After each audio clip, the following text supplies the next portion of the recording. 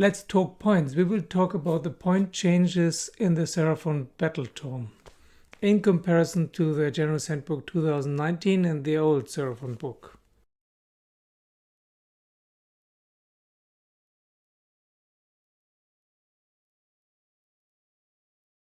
Hello, this is 60 Goblins and 1 Brush with another video about the Seraphon. This time about the points. I promised you a video about the points. The new battletome, the new points.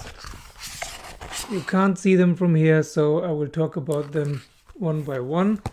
We have time. We will only talk about the points of the units. Did you ever notice that the order is kind of strange? It changes also all the time. It's not like it used to be, first the battle line, then the leaders, then the special units and so on. No, it's one is here, one is there. Does anyone understand that? Do we have to understand it? Anyway, we will start with the battle line units, then the special units, then the behemoths, then the leaders, then the leader behemoths, and then the new units. There actually are 3 new units. Who knew? So let us have a look. A close look. What changed? Which points went up? Which points went down? Which stayed the same? And now they're justified. So let's start with the battle line units. The Saurus Warriors, our main battle line unit, stayed 90 points.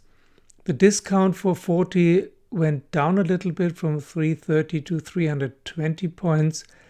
That's okay, I think. The Saurus Guard is battle line. It went up from 80 to 100 points. Yeah, they were a little bit too tough for 80 points. But they got a little bit weaker now too, I think. The Saurus Knights went up from 80 to 100. Yeah, they're not very strong, but 100 for a cavalry unit with more than 1 wound is still kind of cheap. The Skinks went down from 70 to 60. No discount, but they got weaker for sure. Then the Stegadon, if in the Thunder Lizard subfaction, is actually battle line now and went up from 200 to 240 point. I'm not sure yet if that is justified. Then let's have a look. The special units. First, the Chameleon Skinks. They came down in price from 110 to 90 points. They're not super strong, but they're fun to play. They have ambush ability, they have camouflage, all these things, but their reach, of course, is not ideal. The Kroxigors, one of my favorite units, went down from 150 to 140 points, only 10 points. 130 would be better, or stronger Kroxigors. It's still okay, as long as they went down a little. Then the Razordon pack and the Salamander pack, they went down from 90 to 80 points. Before, the beast itself would cost 50 and the 3 handler skinks 40, so together 90. Now the whole pack is 80. For a unit of 6 wounds, 80 points is not much. And they're tough cookies. Yeah, 80 points, I'm quite happy. You still can take maximum 3 in 1 unit. 3 packs. Then the Ripper Dactyls, they got weaker and came down from 140 to 180 points. The Pterodons also got weaker. They came down from 120 to 90 points. Yeah, I don't know why. I mean, the points are justified, but why not keep them as very strong units? It seems that in some battles they turned out to be overpowered under some circumstances with a certain war scroll battalion and so on. Behemoths. Battletons went down from 280 to 220. That's actually justified. I think they were much too expensive. But I think they also are a little bit weaker.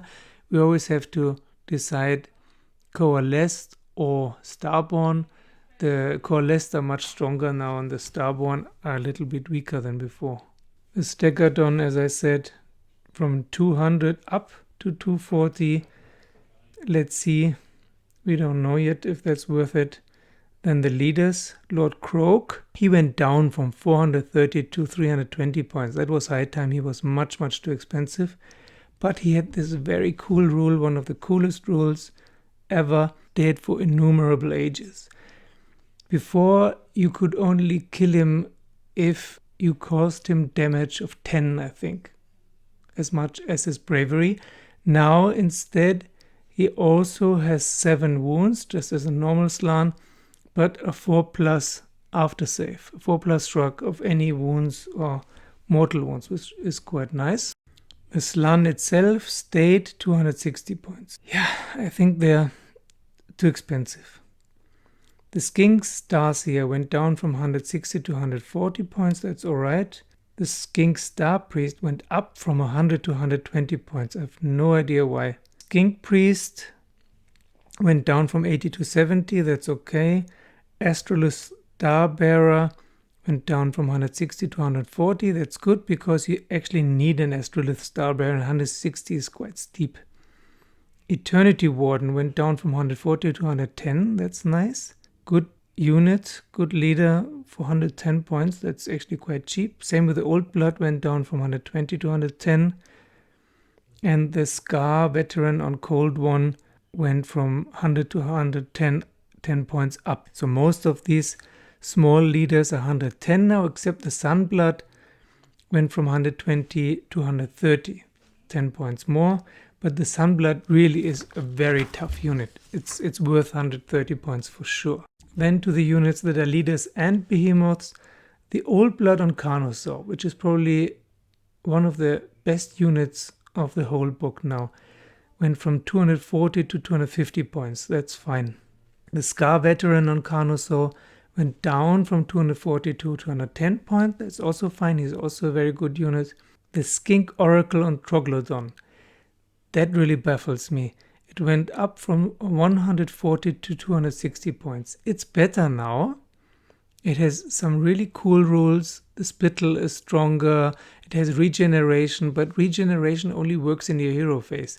If you don't survive until your own hero phase, if there's a double turn or something, regeneration is for naught.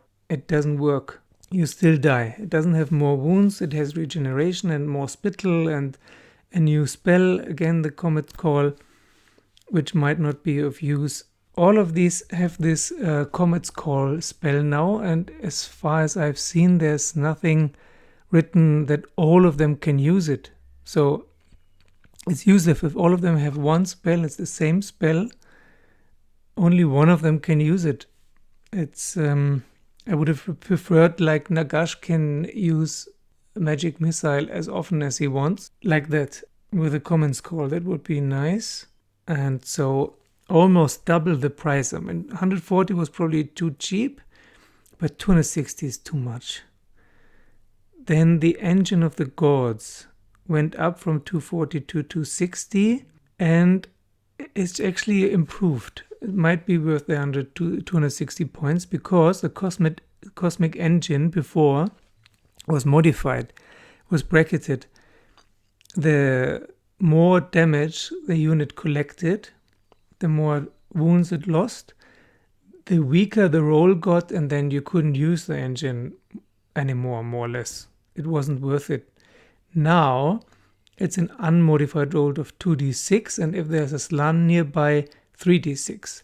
So your probability to roll something really cool is much higher now. Lastly, the 3 new units. There's a Ripper-Dactyl Chief.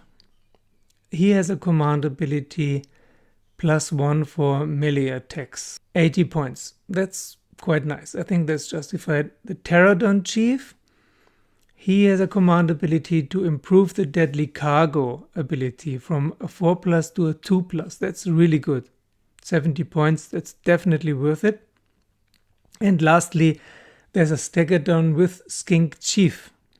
So it's a normal Stegadon, but with a Skink Chief. It's 270 points. The normal Stegadon is 240, with the Chief 270. So you pay 30 for the Skink Chief and the leader keyword. That's fine. Okay, what do you think? Especially about the new units and about the Troglodon. I still think that the Carnosaur is one of the best units, and the Salamander and the Razordon pack. Check out my videos about how to make Razordons and Salamanders. I will definitely try out the Saurus Knights again. I somehow like them, and I always thought they were at a disadvantage. They went up in price now, and they didn't really improve, so I'm not sure, but I'll try it out. Also, I want to try out the Stegadon as a battle line unit. That seems really cool. I'm happy that the Bastiladons went down in price, and I want to try out if the new rules make them weaker or not. Definitely I will try out Lord Kroak. I always wanted to take him, but he was always too expensive for me. And otherwise, I think the points are quite balanced. I think they're okay. What do you think? That's it for today, guys and gals. Thank you for watching. Thank you for subscribing. Leave your comments below and see you soon.